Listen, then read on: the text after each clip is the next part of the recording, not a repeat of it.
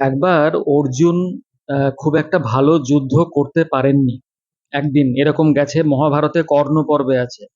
তখন তিনি এবং শ্রীকৃষ্ণ যান যুধিষ্ঠিরের কাছে। যাওয়ার পর যুধিষ্ঠির ঘটনা শুনে অর্জুনকে বলেন যে এই গান্ডীব নিয়ে কি হবে, তুমি এই গান্ডীব অন্য কাউকে দিয়ে দাও, যে তোমার থেকে ভালো যুদ্ধ করতে পারে এমন কাউকে তুমি তোমার গান্ডীব দিয়ে দাও। যুধিষ্ঠির এর আগেই যুদ্ধে আহত, ক্লান্ত, ক্ষতবিক্ষত ছিলেন। তো এরকম বলে দেওয়ার পরে অর্জুন প্রচন্ড অপমানিত হন। তিনি একবার প্রতিজ্ঞা করেছিলেন যে যে আমাকে আমার গান্ডীব নিয়ে কথা শোনাবে, মানে গান্ডীবের ক্ষমতা নিয়ে যে প্রশ্ন তুলবে, আমি তাকে হত্যা করব। তো শ্লোকের মধ্যে আছে তস্মাদেনং বোধিষ্যামি রাজানং ধর্ম ভীরুক প্রতিজ্ঞাং পালয়িষ্যামি হত্বৈনং নরসত্তমম। এখন এখন সামনে শ্রীকৃষ্ণ, ফলে অর্জুন তার তরবারি বের করে যুধিষ্ঠিরকে মারতে যাচ্ছেন বা বের করেছেন। তখন শ্রীকৃষ্ণ বলছেন, আরে করছো কি তুমি, তুমি কি পাগল হয়ে গেলে, তোমাকে ধিক্কার।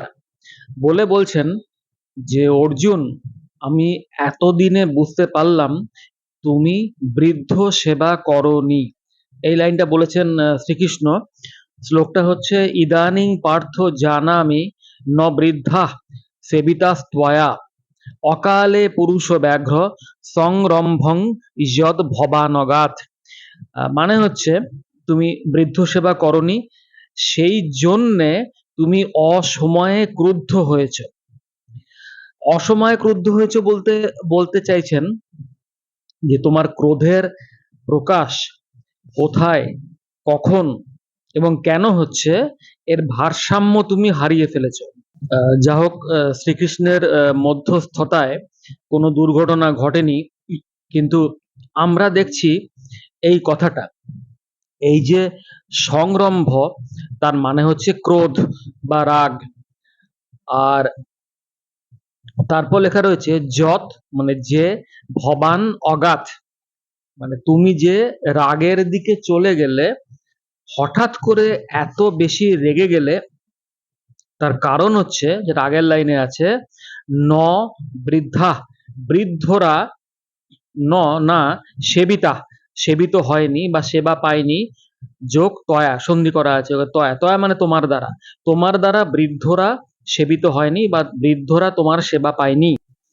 এই বৃদ্ধ সেবার কথা বহু বইতে আছে, এই মহাভারতে তো রয়েছে, এ বাদে আমাদের প্রাচীন যে স্মৃতি বা শ্রুতি, তো কোনো বয়স্ক খানিকটা বৃদ্ধ, বৃদ্ধ বলতে শুধু বয়োবৃদ্ধ না, তারা বলেছেন, এবং তাকে জ্ঞানবৃদ্ধ বা আমাদের বিভিন্ন সংস্কারে সেই ব্যাপারে যিনি জানেন এরকম হতে হবে। তার সামনে বসে, তার পায়ের তলায় বলি বা না বলি, তার কাছে বসে বেশ কিছুটা সময় জীবনে কাটাতে হয়। তাহলে কি হয়, তাদের মধ্যে যে ভারসাম্য, বৃদ্ধদের মধ্যে তাদের চরিত্রে, তাদের মননে, চিন্তায়, কর্মে যে ব্যালেন্স থাকে, যে ভারসাম্য থাকে, সেটা সেই শিষ্য বা শিক্ষার্থীর ভেতরে সঞ্চারিত হয়। তো সেইটার প্রমাণ অর্জুন দেখাতে পারেননি, তাই জন্য এখানে শ্রীকৃষ্ণ রাগ করেছেন। এবং শ্রীকৃষ্ণ বলতে চেয়েছেন পরোক্ষভাবে যে প্রত্যেক মানুষেরই কিছুটা সময় করে একজন জ্ঞানবৃদ্ধ, বয়োবৃদ্ধ মানুষের কাছে বেশ খানিকটা সময় কাটানো দরকার।